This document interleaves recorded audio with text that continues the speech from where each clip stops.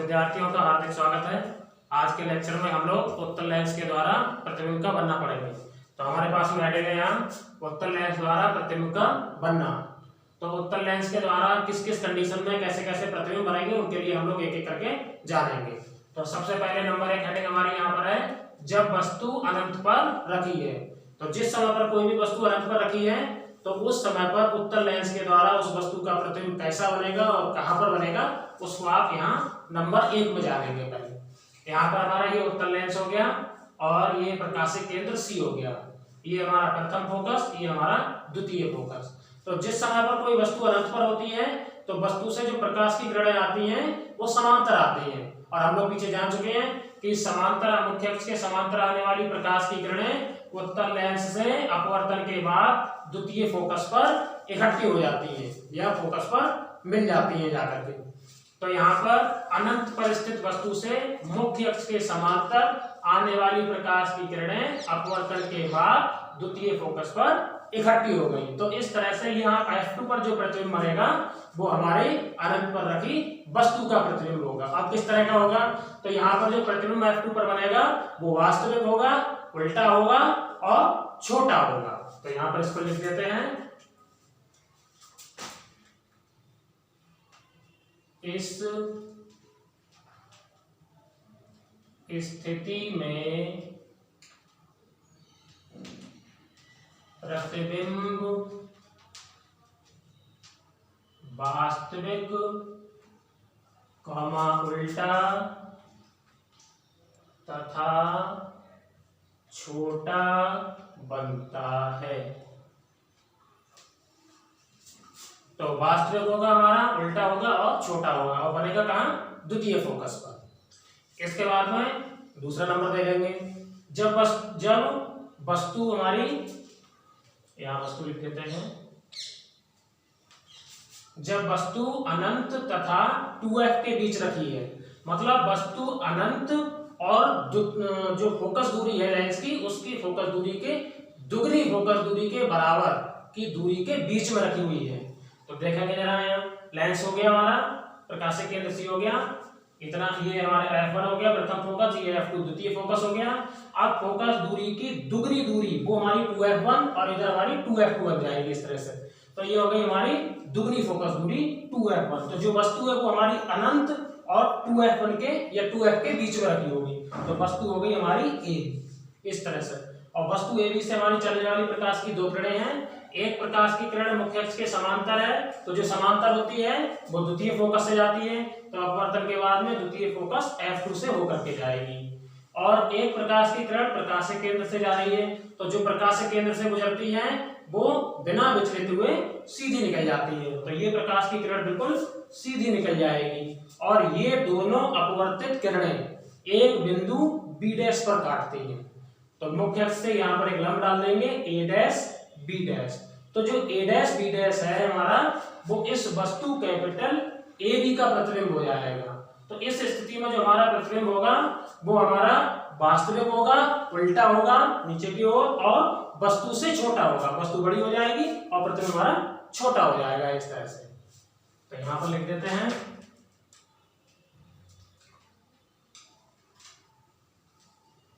इस स्थिति में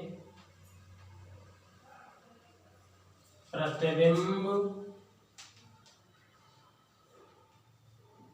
वास्तविक, उल्टा तथा छोटा बनता है। तो इस वाली स्थिति में भी प्रतिबिंब हमारा वास्तविक होगा, उल्टा होगा और छोटा होगा। और कहाँ बनेगा? द्वितीय फोकस तथा 2f2 के बीच में, मतलब F2 और 2f2 के बीच में बन जाएगा। अब देखेंगे जरा नंबर 3, जब वस्तु हमारी 2f दूरी पर रखी हो, मतलब फोकस दूरी की दुगनी दूरी पर ही रख दी जाए। अभी तो वहां बीच में थी, अब यहाँ पर वस्तु सीधे 2f पर रख दी जाएगी। तो हमारा लेंस हो गया, प्रकाशिक केंद्र C हो गया, प्रथम फोकस हो गया, द्वितीय फोकस हो गया। ये हमारा इधर 2f1 बन जाएगा, उधर 2f2 बन जाएगा, फोकस दूरी का दूना। तो अब वस्तु जो है सीधे हमारी 2f1 पे ही रख दे रही है। तो वस्तु कैपिटल ए भी 2f1 पर रख दी यहाँ पर। तो इस वस्तु से चलने वाली प्रकाश की दो किरणें, एक मुख्य अक्ष के समांतर है, तो जो समांतर जा रही है वो द्वितीय फोकस से होकर के जाएगी, और जो हमारी प्रकाश के केंद्र से जा रही है वो बिना विचलित हुए सीधी निकल जाएगी। तो ये दोनों अपवर्तित किरणें हमारी एक बिंदु बी डैश पर मिलती हैं, और बी डैश से डाला गया मुख्य अक्ष से डाला गया लंब ए डैश बी डैश हो जाएगा यहाँ पर। तो जो ए डैश बी डैश है वो हमारा 2f2 पर ही है बिल्कुल।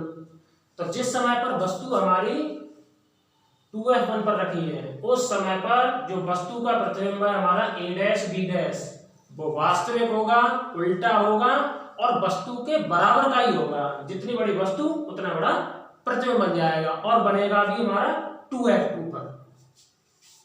यहां लिख देंगे इस स्थिति में प्रतिबिंब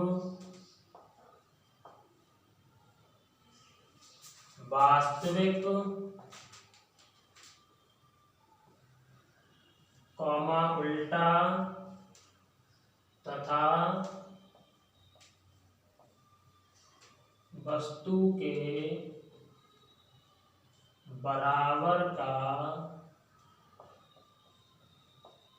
बनता है।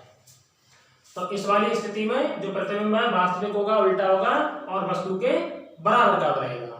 अब देखेंगे यहाँ पर जरा नंबर 4 में, जब वस्तु हमारी f और 2f के बीच रखी है, मतलब फोकस दूरी और दुगनी फोकस दूरी के बीच में रखी गई है। तो यहाँ पर लेंस हो गया हमारा, प्रकाश के केंद्र C हो गया, और प्रथम फोकस f1, द्वितीय फोकस f2, ये 2f1 हो गया, वो 2f2 हो जाएगा हमारा। अब जो वस्तु है वो f1 और 2f1 के बीच में रख देनी है। तो f1 और 2f1 के बिल्कुल बीचों बीच में वस्तु कैपिटल AB को रख दिया गया है। तो वस्तु AB हो गई हमारी। वस्तु AB से चलने वाली प्रकाश की फिर से दो किरणें हैं। एक प्रकाश की किरण हमारी मुख्य अक्ष के समांतर जा रही है, तो जो प्रकाश की किरण मुख्य अक्ष के समांतर जाती है वो अपवर्तन के बाद में द्वितीय फोकस f2 से होकर के जा रही है। तो मुख्य अक्ष के समांतर किरण अपवर्तन के बाद f2 से होकर के जा रही है।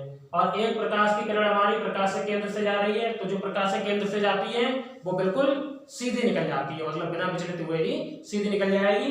तो दूसरी प्रकाश की किरण हमारी बिना विचलित हुए सीधी निकलेगी। ये दोनों अपवर्तित किरणें एक बिंदु बी डैश पर मिलती हैं। तो मुख्य अक्ष से यहाँ बी डैश पर डाला गया लंब हो जाएगा ए डैश बी डैश। तो जो ए डैश बी डैश है वो हमारी वस्तु कैपिटल ए बी का प्रतिबिंब बन जाएगा।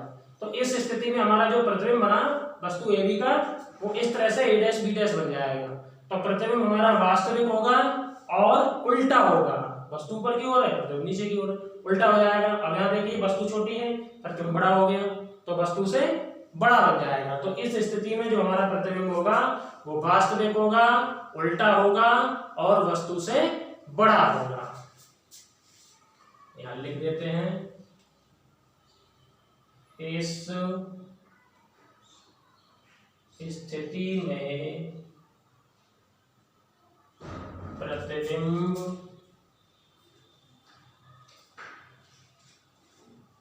वास्तविक कॉमा उल्टा तथा वस्तु से बड़ा बनता है।